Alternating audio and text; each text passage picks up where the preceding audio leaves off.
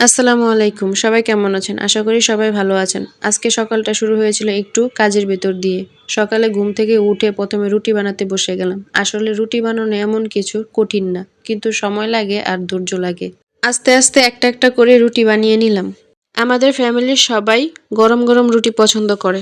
আর আমি নিজেও চেষ্টা করি সকালের নাস্তাটা ঘরে বানিয়ে ফেলার জন্য। আর আমি বেশিরভাগ সময় সকালের নাস্তাটা রুটিই তৈরি করি। শুধু যে রুটি তৈরি করি তা না, মাঝে, মাঝে খিচুড়িও রান্না করি, আবার পায়েসও রান্না করি। রুটিগুলো আমার বানানো হয়ে গেছে। এখন আমি একটা, একটা করে রুটিগুলো ভেজে নিব। রুটি ভাজার জন্য চুলায় তাওয়া বসিয়ে দিয়েছি। আমি আগের দিন তাওয়ায় ডিম ভেজেছিলাম, সেজন্য তাওয়া থেকে তেল উঠতেছিল গরমের তাপে।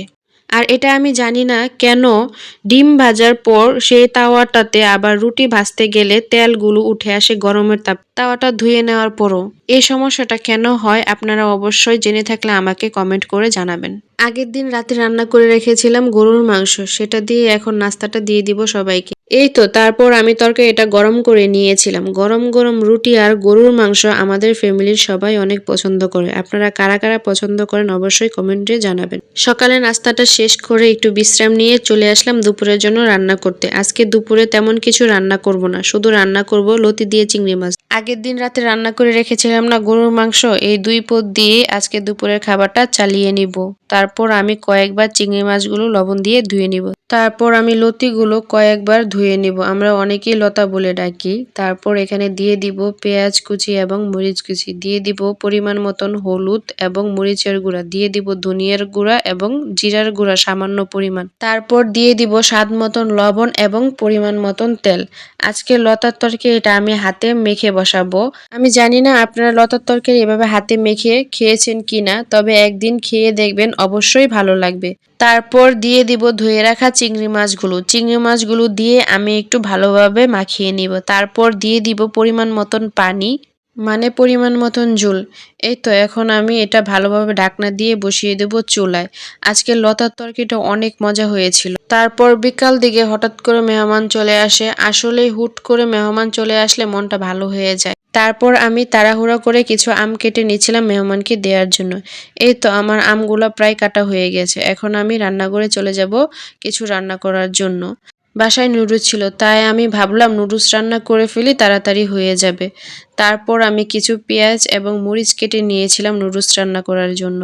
তারপর আমি অফ ক্যামেরায় নুডলসটা সিদ্ধ করে নিয়েছি। এখানে আমি একটা কড়াই বসিয়ে দিয়েছি, তার ভিতরে দিয়ে দিয়েছি পেঁয়াজ কুচি এবং মরিচ কুচি।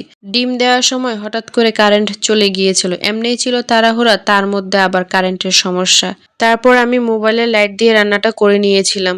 এখানে ডিমগুলো আমি ভালোভাবে ভেজে নিব। ভাজা হয়ে গেলে দিয়ে দিব একটা মশলার প্যাকেট। তারপর দিয়ে দিব সিদ্ধ করে রাখা নুডলসগুলো। নুডলসগুলো দিয়ে একটু নেড়ে চেড়ে দিয়ে দিব বাকি মশলাগুলো। তারপর ভালোভাবে নেড়ে চেড়ে নিব। এটা যেহেতু কোকোলা নুডলস ছিল, কোকোলা নুডলসে মশলার পরিমাণটা একটু কমই থাকে, তাই আমি এক্সট্রা ম্যাজিক মশলা দিয়েছিলাম। তারপর আমি নুডলসটা ভালোভাবে নেড়ে চেড়ে নিব। মনে হচ্ছিল নুডলসের ডিমের পরিমাণ কম হয়েছে, তাই আমি পাশের চুলায় আরেকটা কড়াই বসিয়ে দিয়েছি ডিম ভাজার জন্য। এই তো ডিমটা ভেজে আমি নুডলসে দিয়ে দিব। এর মধ্যে কারেন্টও চলে এসেছে। এই তো এখন মেহমানের সামনে পরিবেশন করার পালা।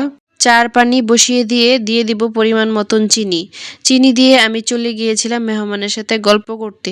এসে দেখি চায়ের পানি শুকিয়ে গিয়েছে। তারপর আবার পরিমাণ মতন একটু পানি দিয়ে দিব। এই তো তারপর দিয়ে দিব চাপাতি। চিনিটা তো আমি আগে থেকেই দিয়ে দিয়েছিলাম। চাপাতি দিয়ে আমি ভালোভাবে জাল করে নিব। তারপর দিয়ে দিব পরিমাণ মতন দুধ। দুধ দিয়ে আমি এটাকে আরো ভালোভাবে জাল করে নিব। চা যত বেশি জাল হয় চাটা তত ভালো হয়। চা রান্না করা এখন আমার হয়ে গিয়েছে। এই তো এখন আমি সবার জন্য কাপে কাপে চা ঢেলে নিব। আজকের ভিডিওটা এই পর্যন্তই ছিল। সবাই ভালো থাকবেন, সুস্থ থাকবেন। সবাইকে ধন্যবাদ এতক্ষণ সাথে থাকার জন্য।